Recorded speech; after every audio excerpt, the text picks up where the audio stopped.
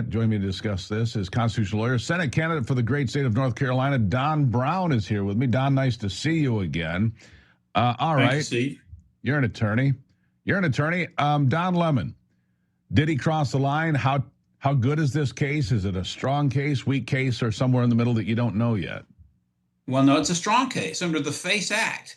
This is ironic. This FACE Act was rammed down our throats by the Democrats in '94, signed into law by Bill Clinton. Tom Foley was the speaker, and it's designed primarily to protect abortion clinics. And after the Dobbs decision, the Biden attorney generals went crazy and went after pro-life fathers and mothers who had just been singing and praying in abortion clinics. But this FACE Act was sold to us because Sub A was supposed to protect against the clinic entrances to abortion, but Sub B is supposed to protect against interference with freedom of worship. It is right there, 18 U.S.C. 248, subsection B. Anybody who obstructs, impedes, or otherwise interfere with Christians or other religious Americans in the act of worship is subject to a felony. And the act has been used only against pro-life Christians, but it's now high time that you use it in a way that is designed to be used to protect Christians as well. There is no First Amendment right on private property. There's a First Amendment right in the public square. So his First Amendment arguments are about as valid as his knowledge of the Constitution, just aren't there. But I'm glad to see it as a step in the right direction, Steve. You know, there in North Carolina, I'm going to guess, Don, you've had the opportunity, the terrific celebration of Christianity in black churches. I have seen a number of black pastors on social media since this happened saying, go ahead and try that in our church and see what happens. You wouldn't get past the aunties in the first row, the one guy laughed. They'd swat you with your purse and sit you right down and show you face to God right there in that church.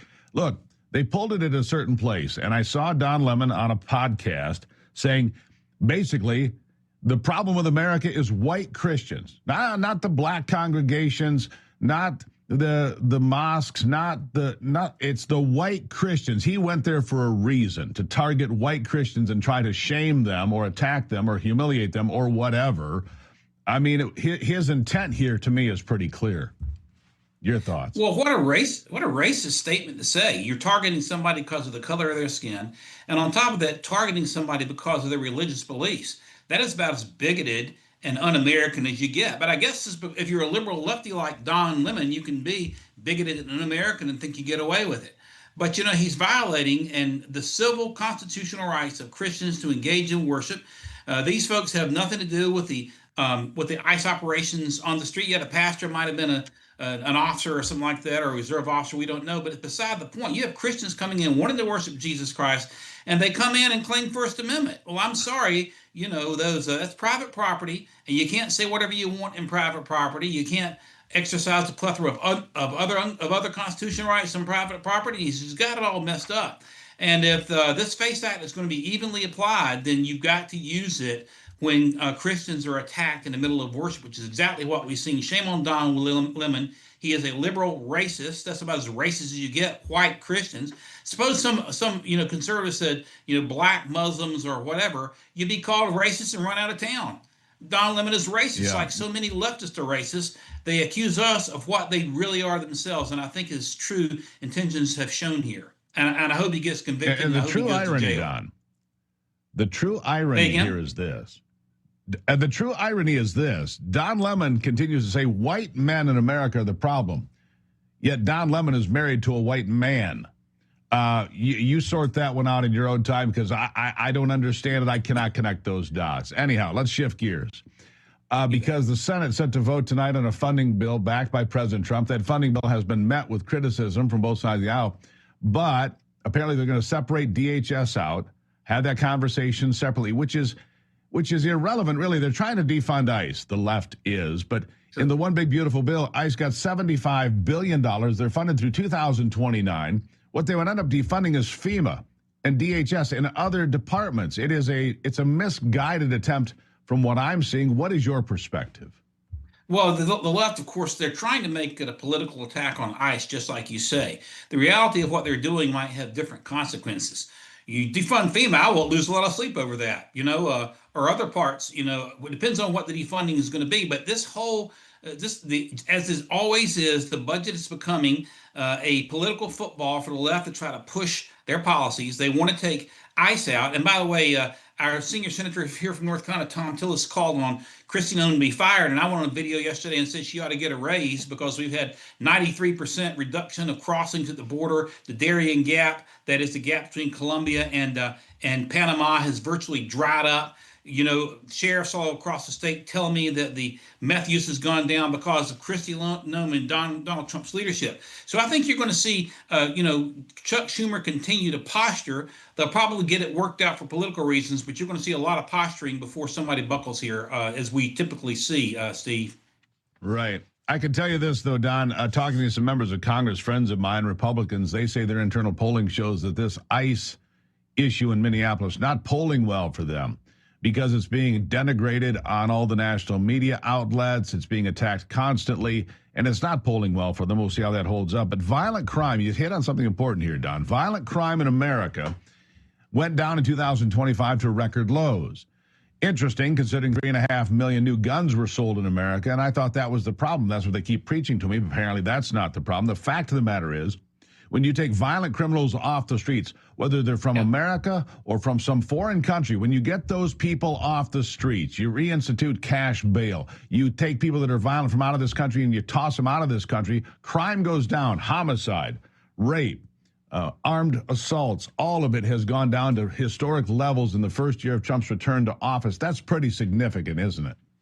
Yes, it is. And you mentioned two significant factors. One, not only a reduction in border crossings, but an increase in deportations. We're going after violent gangs, et cetera. And that's number one. Number two, an increase in gun sales. So you have an increase in gun sales. And what we see is where responsible gun ownership has increased, you see a drop in crime, because the bad guys know that if the good guys have a gun, they're less likely to act. So I think that what we're seeing with these violent, criminal statistics, moving in our favor is a vindication of Trump's policies of this mass deportations of these, especially of these very violent illegals coming across from the Mexican border with drug gangs and with sex trafficking gangs, et cetera. And I think history is going to prove right. I think as far as the deportations go, what the left has done here is sensationalize this nurse who apparently the Pocahontas, was calling. I'm talking about Elizabeth Warren, some sort of peaceful fellow. Now video emerges of him kicking in an ICE vehicle, breaking it the day before. Very, very violent. They are agitators. And I think regardless of short-term polls, this is going to wash out the way it's supposed to wash out when the American public begins to see the true facts unfold. Yeah, if they get that opportunity, it depends on where they get their news and see videos. Now, I want to go to one more case made headlines today again. Luigi Mangione executed a CEO from a healthcare company in broad daylight on the streets of New York City, but apparently the death penalty has been ruled out. It's been taken off the table because they said there was no predicating violent crime. They don't consider stalking to be a violent crime in this country. Many countries do. Your thoughts? Well, my thoughts, stalking is an act of premeditation. It's an act of planning. This basically is just, liberal jurisprudence breaking in the favor of leftist jurists and the product of soft on crime Democrat policies. It is absolutely an act of premeditation. He hangs out, he waits, he tracks the guy down, he finds out where he is, he puts a bullet in him. That is 1,000% premeditated. It's another mistake by leftist judges, which is why we got to have conservative judges on the bench who will bring a little common sense to these types of factual scenarios that are basically getting in the way of the execution of justice here. Yeah, let me ask about one more irony, one more contradiction this case brings to the forefront. It is remarkable. Those on the left, many celebrated the fact that he murdered a CEO of a healthcare company, of an insurance company, of a giant corporation, and yet at the same time, they demand the American taxpayer continue to fund these insurance companies through the failed Obamacare. They celebrate the murder of one of the heads of these companies, then demand billions of dollars continue to fund these companies, Don. Hard for me to get my head around, but that's where we are in 2026. No logic at all to leftist thinking. It's full of contradictions left and right. And this is yet another one. But they're not just celebrating the murder of the CEO. They're celebrating Charlie Kirk's murder. It's what you were seeing from the left, celebrating the murder of people who they perceive to be against them. Yet at the same time, as you point out, their Obamacare mandates and the whole system is designed to make these companies richer and richer and richer. There's no logic to it at all. It's all full of illogical contradictions from the left, as we've seen for the last, 3 decades, unfortunately. It's not longer than that. Don Brown, you're running for that soon-to-be open Senate seat in North Carolina. Tell the folks where they can find you if they like what they're hearing. Thank you very much. Please go to brown4nc.com. That's Brown, like my last name, Charlie Brown, for the word FORNC.com. Shoot us an email, send a contribution over. We could use the money in the last 3 or 4 weeks before we get to election day for primary day, and correspond with us. We'll write you back. We need volunteers on the ground. We appreciate everybody out there and love you all. All right, Don Brown. You need an opinion next time you come back. Would you work on that? Appreciate seeing you. I'm going to work on it, Friday, Steve. I'm going to work on it. Hey, have a happy weekend, brother. Look forward to seeing you again soon. Yeah, don't be so shy next time. There you go, Don Brown.